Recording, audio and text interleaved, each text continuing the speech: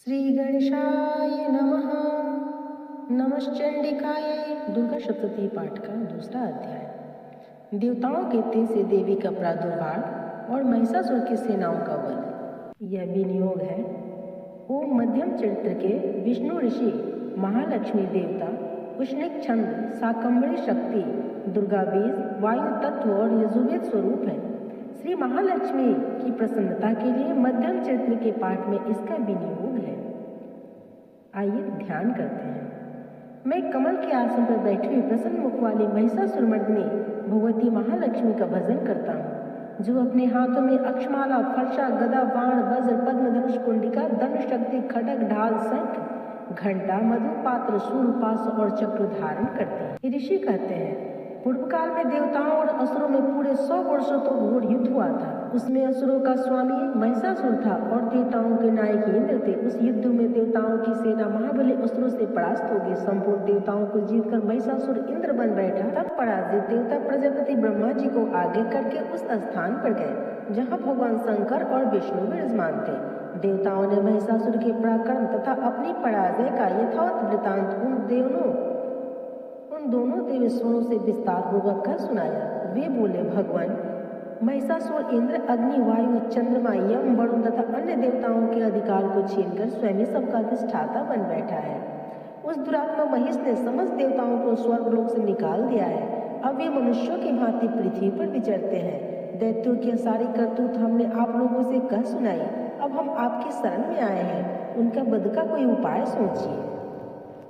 इस प्रकार देवताओं के वचन सुनकर भगवान विष्णु और शिव ने दैत्यों पर बड़ा क्रोध किया। उनकी भवें तन गई और मुख टेढ़ा हो गया। तब अत्यंत क्रोध में भरे हुए चक्रपाणी श्री विष्णु के मुख से एक महान तेज प्रकट हुआ। इसी प्रकार ब्रह्मा, शंकर तथा इंद्र आदि देवताओं के शरीर से भी बड़ा भारी तेज निकला। वह सब मिलकर एक हो गया। महान तेज का वह पुंज ज्वालायमान पर्वत सा जान पड़ा। देवताओं ने देखा, वहां उसकी ज्वालाएं संपूर्ण दिशाओं में व्याप्त हो रही थी। संपूर्ण देवताओं के शरीर से प्रकट हुए इस तेज की कहीं तुलना नहीं थी। एकत्रित होने पर एक नाड़ी के रूप में परिणत हो गया और अपने प्रकाश से तीनों लोकों में व्याप्त जान पड़ा। भगवान शंकर का जो तेज था, उससे माँ का मुख प्रकट हुआ। यमराज के तेज से उनके सिर में बाल निकल आए। श्री भगवान विष्णु के तेज से उनकी भुजाएं उत्पन्न हुई। चंद्रमा के तेज से दोनों अस्त्रों का और इंद्र के तेज से मध्यभाग का प्रादुर्भाव हुआ। वरुण के तेज से जंघा और पिंडली तथा पृथ्वी के तेज से नितंब भाग प्रकट हुआ। ब्रह्मा जी के तेज से दोनों चरण और सूर्य के तेज से अंगुलियां हुई। वसुओं के तेज से हाथों की अंगुलियां और कुबेर के तेज से नासिका प्रकट हुई। उस माँ के दांत प्रजापति के तेज से और तीनों नेत्र अग्नि के तेज से प्रकट हुए। उनकी भवें संध्या और कान वायु के तेज से उत्पन्न हुए। इसी प्रकार अन्य देवताओं के तेज से उस कल्याण में अंबिका का आविर्भाव हुआ। तदनंतर समस्त देवताओं के तेजा पुंज से प्रकट हुई इस देवी को देखकर महिषासुर के सताए हुए देवता बहुत प्रसन्न हुए। पिनाकधारी भगवान शंकर ने अपने शूल से शूल निकालकर उन्हें दिया। फिर भगवान विष्णु ने अपने चक्र से चक्र उत्पन्न करके भगवती को अर्पण किया। वरुण ने भी शंख भेंट किया। अग्नि ने उन्हें शक्ति दी और वायु ने धनुष तथा बाण से भरे हुए 2 तरकस प्रदान किए। सहस्त्र नेत्र वाले देवराज इंद्र ने अपने वज्र से वज्र उत्पन्न करके ऐरावत हाथी से उतार कर घंटा भी प्रदान किया।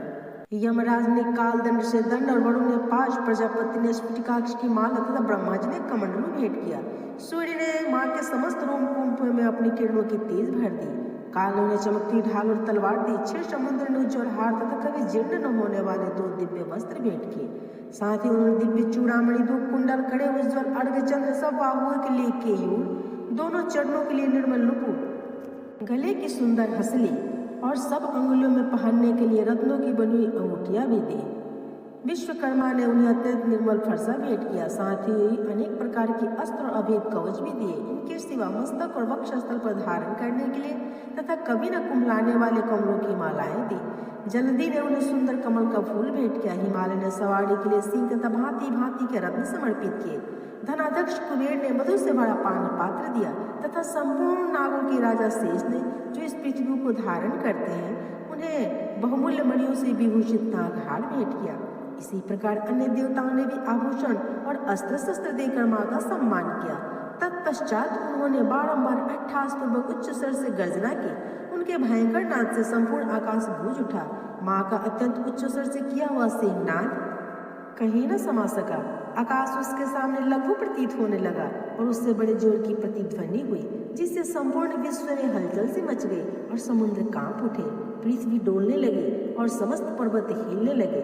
उस समय देवताओं ने अत्यंत प्रसन्नता के साथ सिंहवाहिनी भवानी से कहा, देवी तुम्हारी जय हो। साथ ही महर्षियों ने भक्ति भाव से विनम्र होकर उनका स्तवन किया। संपूर्ण त्रिलोकी को क्षोभग्रस्त देख दैत्यगण अपनी समस्त सेना को कवच आदि से सुसज्जित कर हाथों में हथियार ले सहसा उठ खड़े हो गए। उस समय महिषासुर ने बड़े क्रोध में आकर कहा, हा यह सब क्या हो रहा है। फिर वह संपूर्ण असुरों से घिरकर उस सिंहनाद की ओर लक्ष्य करके दौड़ा और आगे पहुंचकर उसने देवी को देखा, जो अपनी प्रभा से तीनों लोगों को प्रकाशित कर रही थी। उनके चरणों की भार से पृथ्वी दबी जा रही थी, माथे के मुकुट से आकाश में रेखा से खींच रही थी तथा अपने धनुष के टंकार से सातों पतालों को क्षुब्ध किए देती थी।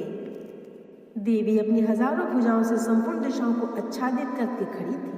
तदनंतर उनके साथ दैत्यों का युद्ध छिड़ गया। नाना प्रकार के अस्त्र शस्त्रों की प्रहार से संपूर्ण दिशाएं उद्भासित होने लगी। चिक्षु नामक महान असुर महिषासुर का सेना नायक था, वह माँ के साथ युद्ध करने लगा। अन्य दैत्यों की चतुरंगिनी सेना साथ लेकर चामर भी लड़ने लगा। 60,000 रथियों के साथ आकर उद्दग्र नामक महादैत्य ने लोहा लिया। 1 करोड़ रथियों को साथ लेकर महाहनु नामक दैत्य युद्ध करने लगा, जिसके रोए तलवार के समान तीखे थे। वह असिलोमा नामक महादैत्य 5 करोड़ रथी सैनिकों सहित युद्ध में आ डटा। 60 लाख रथियों से घिरा हुआ वास्कल नामक दैत्य भी उस युद्ध भूमि में लड़ने लगा। परिवारित नामक राक्षस सवार तथा घुड़सवारों के अनेक दलों तथा 1 करोड़ रथियों की सेना लेकर युद्ध करने लगा। विडाल नामक दैत्य 5 अरब रथियों से घिरकर लोहा लेने लगा। इसके अतिरिक्त और भी हजारों महादैत्य रथ, हाथी और घोड़ों की सेना साथ लेकर वहां माँ के साथ युद्ध करने लगे। स्वयं महिषासुर उस रणभूमि में कोटि कोटि सहस्त्र रथ, हाथी और घोड़ों की सेना से घिरा हुआ खड़ा था।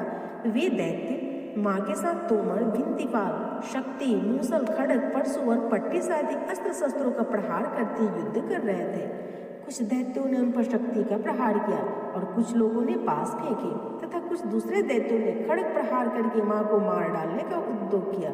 तब माँ ने भी क्रोध में भरकर खेल ही खेल में अपने अस्त्र शस्त्र की वर्षा करके दैत्य के समस्त अस्त्र शस्त्र को काट डाले। उनके मुख पर परिश्रम या थकावट के रंच मात्र चिन्ह भी नहीं था। देवता और ऋषि उनकी स्तुति करते रहे और वे भगवती परमेश्वरी दैत्यों के शरीरों पर अस्त्र शस्त्रों की वर्षा करती रही।